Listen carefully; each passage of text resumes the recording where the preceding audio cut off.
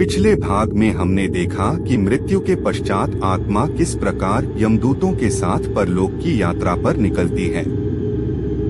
गरुड़ पुराण में बताया गया है कि मृत्यु के बाद आत्मा को अपने कर्मों के अनुसार विभिन्न लोकों से गुजरना पड़ता है।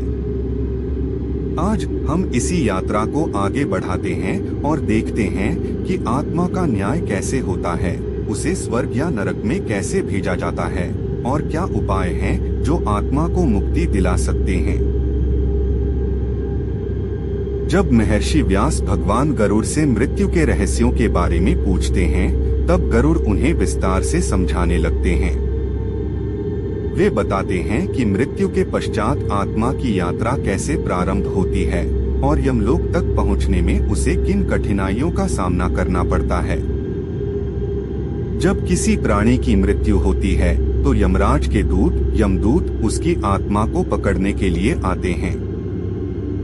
यदि वह व्यक्ति पुण्यवान है तो देवदूत उसे स्वर्ग की ओर ले जाते हैं, लेकिन यदि वह पापी है तो यमदूत उसे नरक में ले जाते हैं।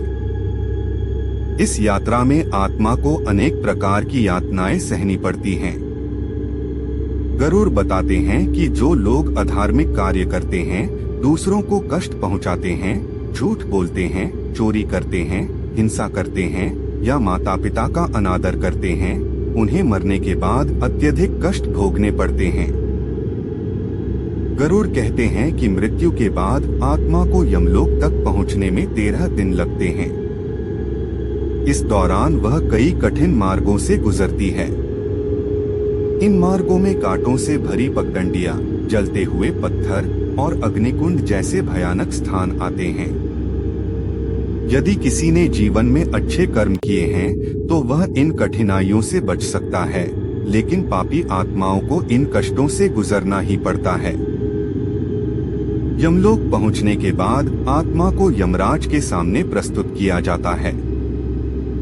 वहां चित्रगुप्त नामक देवता आत्मा के पूरे जीवन का लेखा जोखा पढ़ते हैं। इसके आधार पर यमराज निर्णय लेते हैं कि आत्मा को स्वर्ग भेजा जाए या नरक। पुण्यात्माएं स्वर्ग में देवताओं के साथ आनंदमय जीवन जीती हैं, जबकि पापियों को नरक में घोर यातनाएं सहनी पड़ती हैं। गरुड़ आगे बताते हैं कि नरक में 21 भयंकर स्थान हैं, जहां अलग अलग पापों के लिए अलग अलग दंड दिए जाते हैं।